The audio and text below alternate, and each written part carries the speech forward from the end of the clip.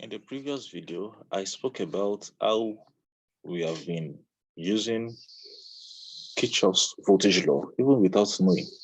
And now I would like to talk about how we've been using Kirchhoff's current law even without knowing. So I'll be showing a simple example of resistors in parallel. Let's get started. Let's take this to be a battery rated at 3.6 volts. And let's take this to be 3 resistors.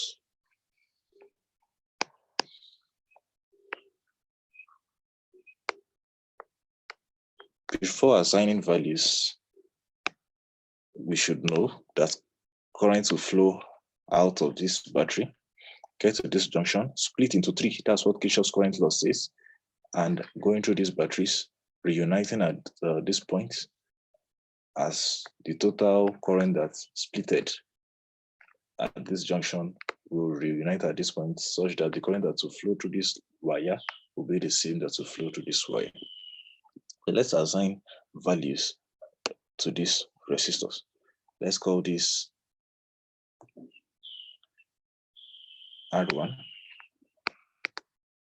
R2, R3, and let R1 be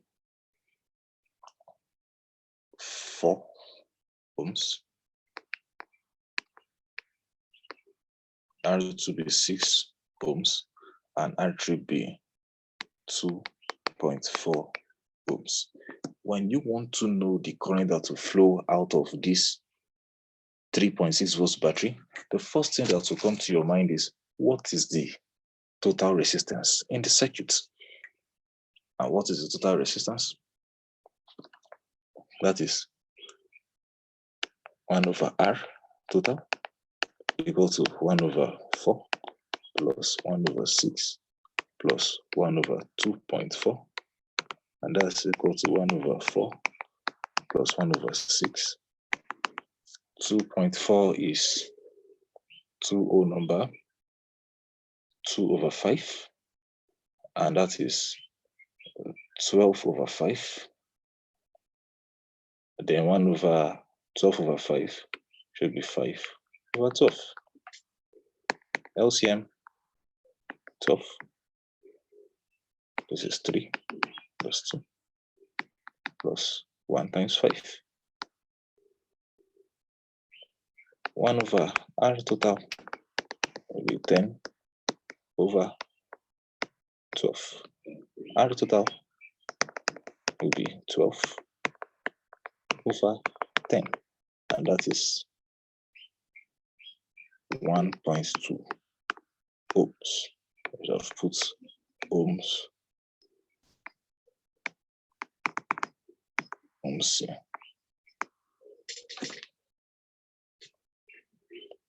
So,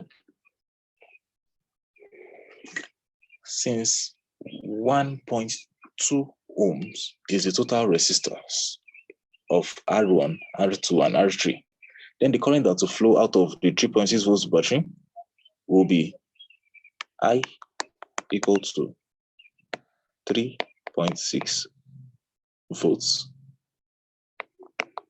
over 1.2 ohms, and that will be 3 amperes. So what happens is that when 3 amperes flows out of this battery, 3 amperes, it gets to this junction and splits into 3. Some will go through R1, some will go through R2, and some will go through R3. But even without asking, I know that the larger fraction will go through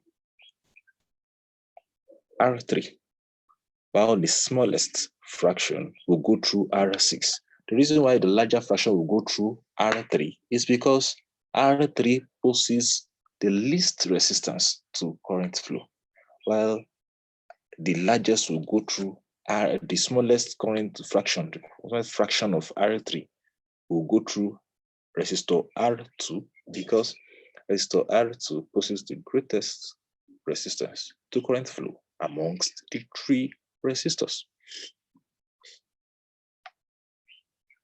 So now, let us look at this circuit from another angle. If you ask me, what is the current that will flow through R1? Easily, I will tell you that the voltage across R1, R2, and R3 are all 3.6 volts. Then I will tell you that the current that will flow through R1, let's call that I1.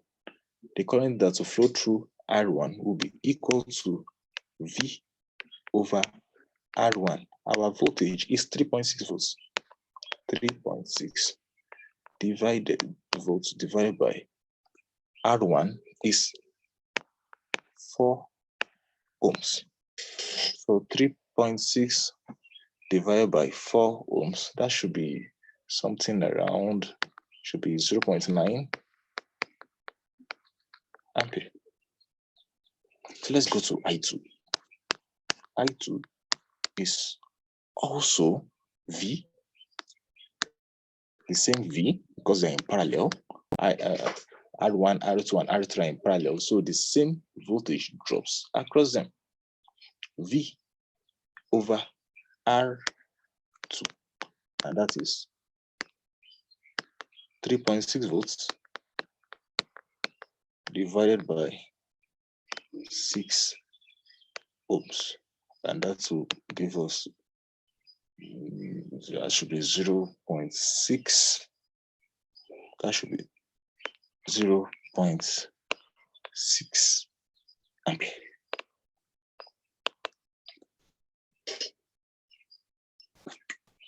So moving forward, let's go to I3. I3 is equal to V over R3, and that is equal to 3.6 volts divided by R3 is 2.4 ohms. 2.4 ohms. And that will be, that should be 1.5 if I'm not mistaken.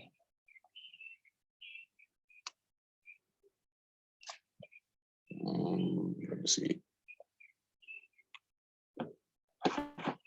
When I divide this by, when I make it 36 over 24, 12 here 3, 12 here 2, so that's 1.5. Yes, I think I'm right.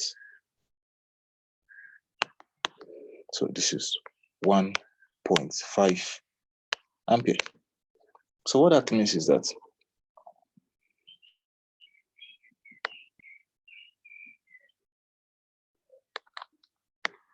.9 ampere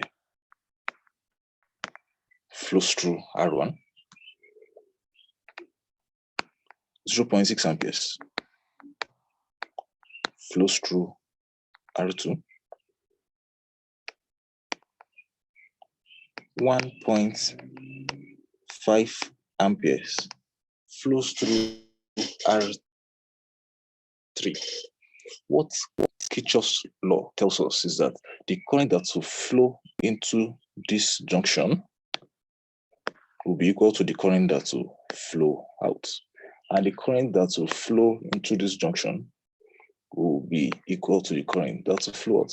So when we add 0.9 to 0.6 to 1.5, we should have